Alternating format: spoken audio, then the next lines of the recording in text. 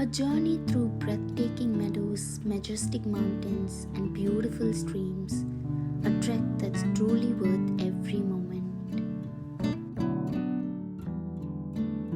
We started our journey from Shimla to the base camp with a lot of confusion. We had been informed that we were the only ones on the trek, and at that point, we had no idea it was going to be the most adventurous trek of our lives. Sharing a cab with 6 local people, we headed towards Chirgaon. Around 1:30, we stopped for lunch and had rice and rotis with black chana gravy. After a short break, we hit the road again. We crossed several bridges and followed a gleaming stream all the way to Chirgaon. From this village, we had to switch vehicles to reach our base camp.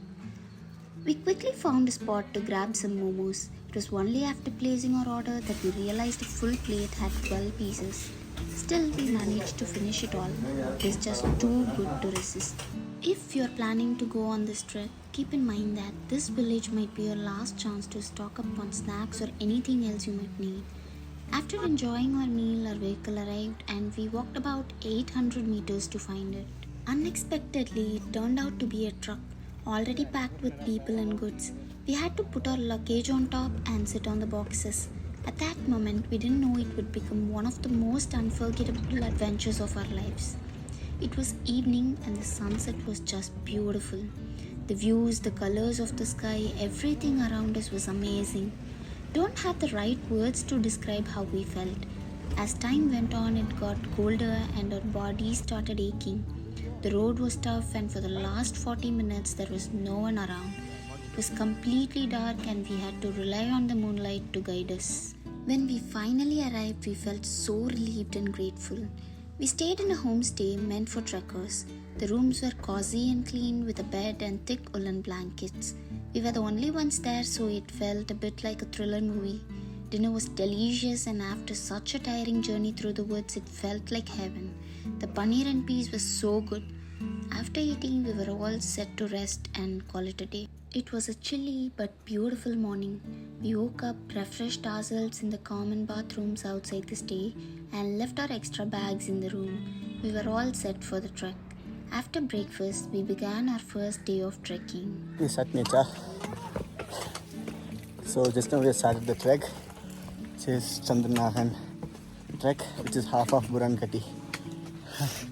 Want to say anything? Okay. We passed through the village and it was lovely to see the people in the unique houses. It took a while for our legs to adjust to the climb. It's always best to take baby steps at the start. A couple of important things to remember when trekking. First, make sure to drink water regularly to stay hydrated. You might not feel thirsty because of the cold, but it's important to keep drinking. Second, don't wear your thermals while hiking. They trap heat inside, and if your sweat gets trapped, you could end up getting sick. The locals usually bring their cows and sheep to graze on the meadows, and we got stuck behind them for a while. Eventually, we made it to our first break point. It was a meadow with stunning views of the surrounding mountains, the perfect spot to relax. We rested our bodies and soaked in as much beauty as we could. We also had a granola bar and some water to recharge. Couldn't have been more perfect. To top it off, we had a lot of fun watching our guide play cricket with some locals. It was time for us to get moving again. The trail was lined with pine and oak trees, offering us a beautiful scenic hike. Since it was the beginning of winter, everything seemed dry, but it had its own kind of beauty. The best part of this trek is that it's not all uphill. You go up and down at different points, making it more enjoyable. The shades of green, yellow and orange around us were absolutely breathtaking. As we entered the forest, it was completely filled with trees and we followed a stream. We passed by tiny streams every few minutes, but this was the only one we actually walked through.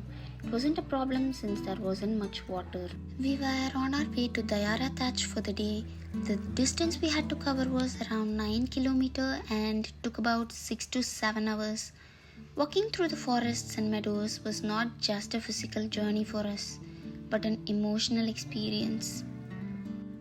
We arrived at an incredible viewpoint. Climbing the huge rock gave us both excitement and fabulous views.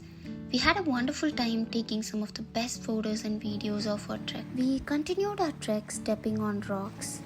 The streams we encountered were crystal clear and we filled our bottles with water whenever we could. These mountain areas are home to bears, snow leopards and mountain goats. Our guide told us that this particular region had been frequented by bears in the previous months. There were plenty of jamun trees which were apparently the bears' favorite. We tasted some of the fruit we could pluck from the trees. It was fascinating to learn that the bears break the branches to get to the fruit.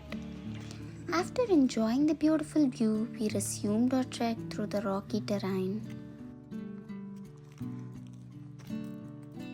We came upon a colorful wooden log bridge and spent some time there, taking in the sound of the stream. It was a great spot for photos as well. We then headed toward a region where we encountered mountain sheep. It was both scary and fun. Remember to move towards the mountainside when you encounter animals during your trek, and also cover your nose as it can be dusty. This is our favorite part of the trek. Walking through this area of alpine meadows felt like a dream. We were completely surrounded by huge reddish and greenish mountains, and we could see the stream running at the bottom. Just as we reached the stream, we knew we were going to camp on the other side. We took our time and walked through the meadows to find our campsite for day 1. It was exceptionally beautiful and it felt even more special because we were the only ones camping there at that time. Never knew a plate of rice and dal could be so satisfying. Food with a view was priceless. The rest of the day was for resting. At night, we had a bonfire. We realized we wouldn't be able to survive without it. Shivering, we also watched them prepare our food and had a cozy time. We had a fulfilling dinner and stayed by the fire until it went out. That was all for day 2. We were also excited about what the next few days might hold. Do watch the next vlog to find out.